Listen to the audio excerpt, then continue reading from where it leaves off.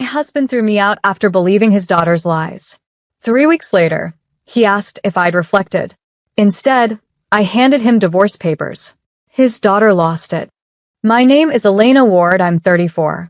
And if you think you know how this ends, stay tuned. The night he threw me out, the house was cold enough to echo. I stood there on the porch, suitcase by my feet, while Grant, my husband of 6 years, stared through me like I was a stranger who'd overstayed her welcome.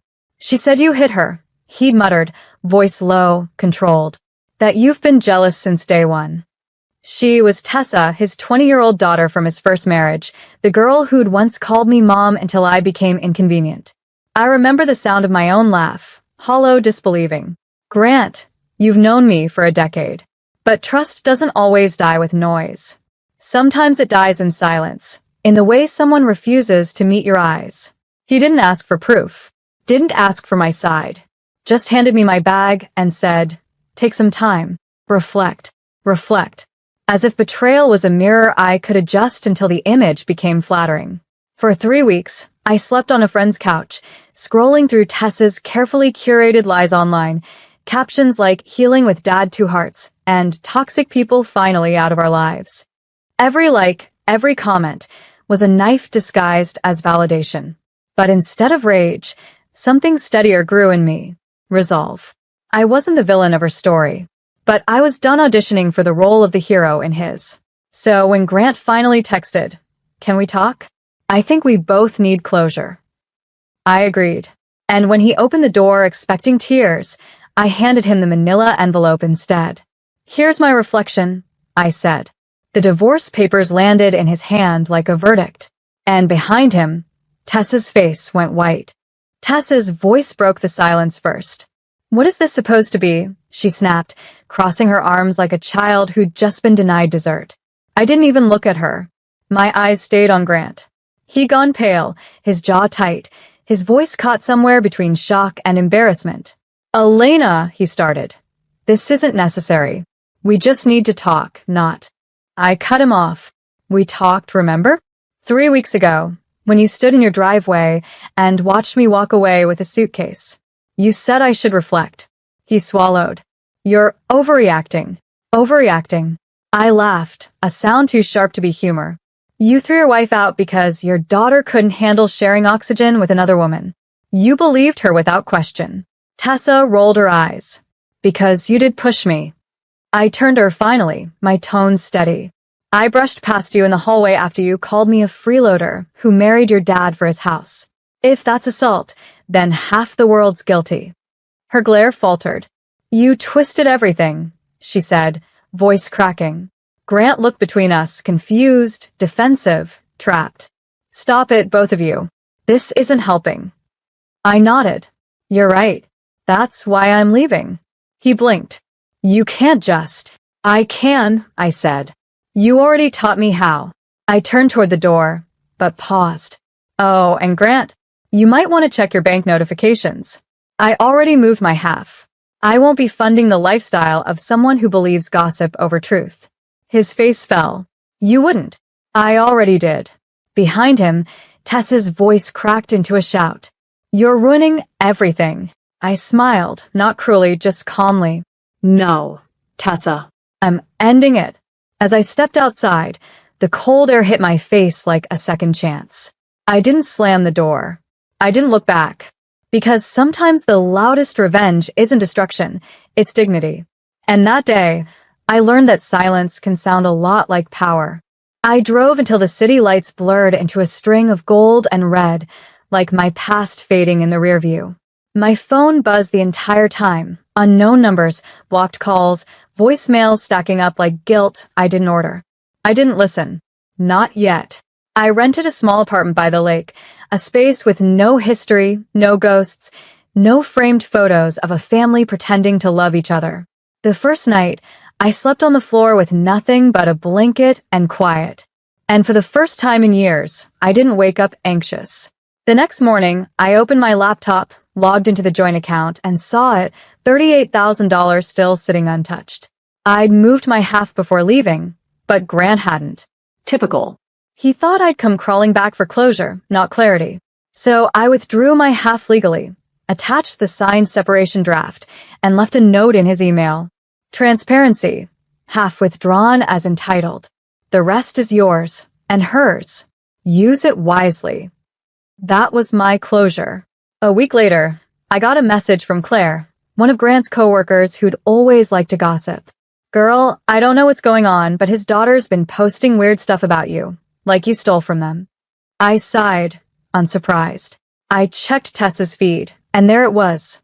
A photo of me from our wedding day, captioned, "Some women only marry for money. Some forget who gave them everything." The comments were brutal.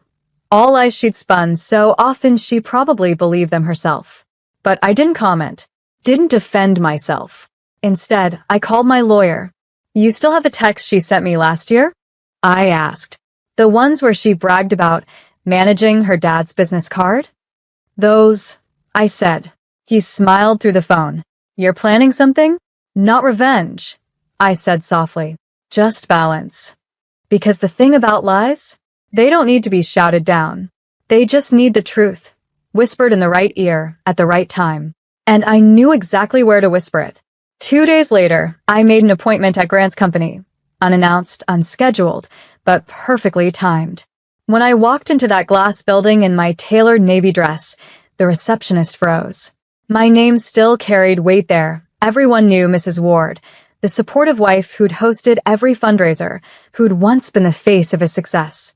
Not anymore. Grant looked up from his desk when I stepped in. His eyes widened, then narrowed. "Elena, what are you doing here?" I set a small folder on his desk, delivering what your daughter left out of her story. He didn't touch it. "If this is about money." "It's not," I said, cutting him off. "It's about facts." Inside the folder were screenshots, Tessa's texts bragging about using his corporate credit card for personal emergencies. Spa days, designer bags, concert trips, over $7,000 in unauthorized charges, all under his name. He flipped through the pages, face draining of color. This can't be right. "It's all verified," I said calmly. "And before you ask, no, I didn't leak it. I'm just giving you what you refuse to see." He stared at the evidence, his hands trembling. "Why would she do this?" I met his eyes. "Because she learned it from you. You both believed lies were easier than accountability." His lips parted, no words coming out. "And Grant," I added softly, "if you want to fix anything, start by fixing her." "I'm already fixed." As I turned to leave, Tessa walked in, just in time to see the papers spread across his desk. Her confident smirk faltered. "Dad, what's that?" Grant didn't answer. I didn't stay to watch. I didn't need to. Outside, the wind carried a strange sense of symmetry. For once, truth wasn't something I had to defend. It was something I delivered. And that silence, that heavy, awkward silence left behind in that office, was louder than any revenge could ever be. Because sometimes, justice doesn't explode. It lands quietly and changes everything. By evening, my phone started lighting up again, but this time, it wasn't from Grant. It was from numbers I didn't recognize. Colleagues, old family friends, even one from his accountant. Apparently, word had spread faster than I ever intended. Tessa's shopping spree was no longer a secret. Screenshots had circulated through office whispers and board meetings. By nightfall, her name was trending locally. Executive's daughter misuses company funds. I hadn't shared a thing. Someone inside had. Karma had just picked the right assistant to overhear the right conversation. I sat on my balcony, sipping tea, watching the storm unfold from a safe distance. The rain started softly, fitting. It sounded like closure in liquid form. My phone buzzed again. This time it was an email from Grant. Subject, "You won." Body, "I didn't know she'd done this." I didn't want to believe it. "You were right. About her. About me. I'm sorry." I read it twice, then closed it. I didn't reply. Forgiveness wasn't the currency I was trading in anymore. The next morning, I stopped by the diner near my new apartment, the kind of place where no one cared about headlines, only coffee refills. The waitress, a woman in her 50s with tired eyes, smiled. "First time here?" "Yeah," I said, starting over. She poured my coffee and nodded. That's the best kind of beginning. As I stirred the sugar, I realized how right she was.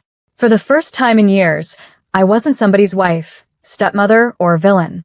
I was just Elena, a woman who'd survived the storm and learned how to build her own shelter. When I got home, I opened my laptop and began a new file. Reflections, the cost of silence. I wasn't writing for him, or for her. I was writing for every woman who'd been blamed for someone else's insecurity. And as I typed, I smiled, because this time, the story was entirely mine. The weeks that followed were eerily quiet, the kind of silence that feels earned, not empty.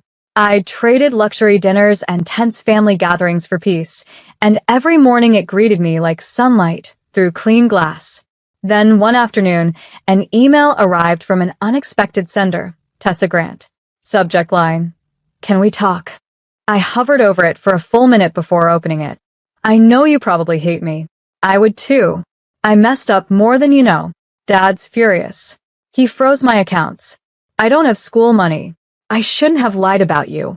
I just wanted him to love me like he loved you. I'm sorry. The words blurred for a moment, not from tears, but from disbelief. For once, her tone wasn't sugar-coated or cruel. It was real. I read it twice before replying. I don't hate you, Tessa. But your apology isn't for me. It's for yourself. Learn from it. And stop measuring your worth by how much someone else loves you. That mistake almost broke us both. Then I hit send. No anger. No lingering pain. Just truth. That night, I sat by the window with a cup of chamomile tea and thought about Grant. How trust dies in pieces, not all at once. How love without accountability is just performance. A text came from Claire again. Word is, Grant's stepping down for a while. They're saying he's taking time to reflect. I smiled faintly at the word, reflect. The same word he'd used when he threw me out. Now it finally meant something. I closed my laptop, exhaled, and realized the most powerful thing I'd done wasn't the divorce, or the exposure, or the silence. It was staying human when they tried to make me hard. Because survival without softness isn't strength, it's just armor. And I'd finally learned the difference. A month later, the city had shifted seasons. Cooler air, slower nights, quieter thoughts. I'd started running again, the kind of early morning runs where the world still feels half asleep, forgiving. Each stride loosened something I didn't know I was still carrying. One morning, as I ran along the lake trail, I saw Grant sitting on a bench by the water. Alone. No suit, no phone, no facade. Just him, smaller somehow, stripped of the arrogance that used to fill a room. He saw me before I could turn away. "Elena," he said softly, "can we talk?" I stopped, caught between caution and curiosity. About what? He exhaled, rubbing his temples. "You were right. About everything." I believed her, because it was easier than believing I'd failed as a father. "I'm sorry for what I did to you." The words hung there, fragile, unsure if they belonged to the same man who'd once told me to reflect. "I don't need your apology," I said quietly. "But I'm glad you found the courage to give it." He nodded slowly. "Tessa's doing therapy. She's trying. She said you wrote back to her." "I did," I said. "She needed to know her worth doesn't depend on you, or me." Grant's eyes glistened. "You're stronger than I ever gave you credit for." "I always was," I replied. "You just didn't look close enough." He tried to smile, but it collapsed into something like regret. "Do you hate me?" I looked out at the water, rippling under the morning light. "No," I said finally. "I just don't need you anymore." We sat there in silence for a minute, not enemies, not lovers, just two people who'd stopped pretending. Then I stood up, brushed the sand off my shoes, and said, "Take care of yourself, Grant." As I jogged away, I didn't feel triumphant. I felt done. Because closure doesn't always come wrapped in revenge. Sometimes it just walks away without looking back. 3 months later, I stood in a sunlit community hall filled with the hum of small beginnings. On the wall hung a banner, "Empower Her, Women Rebuilding After Betrayal." It was my project, a support initiative I'd quietly started, funded by what used to be our joint savings. Every woman who walked through that door had a story like mine. Gaslighting disguised as love, loyalty twisted into leverage, silence mistaken for grace. And every week, I watched them rediscover what I had, that dignity, once claimed, never needs defending. Tessa showed up once. She waited until the room emptied, then approached me slowly. Her hair was tied back, her voice softer. "I heard about this place," she said. I think I want to help." I studied her for a moment. The old me would have hesitated, weighed trust like currency. The new me simply nodded. "Then start by listening." She smiled faintly. "That's fair." As she joined the cleanup crew, I caught my reflection in the window. Not the broken woman standing on a porch months ago, but someone who'd rebuilt her life without permission. Later that evening, as the sun dipped below the horizon, I sat by the lake again. Grant's bench was empty now, the water still. I reached into my bag, pulled out a folded note, the first draft of my speech for an upcoming conference, and read the closing lines aloud to no one in particular. We spend years trying to be the version of ourselves that others can accept. But healing isn't about acceptance. It's about recognition. Knowing who you are, even when they refuse to see it. I smiled. The wind carried the words away, like confession. Then I whispered, almost laughing, "Reflect on that, Grant." Evan's voice echoed behind me. "Mom, come on. You promised ice cream." I turned, grinning. "Yeah, baby. Let's go." And as we walked home hand in hand, I realized peace doesn't arrive with fanfare. It arrives when you stop fighting for space in someone else's story and finally start living your own.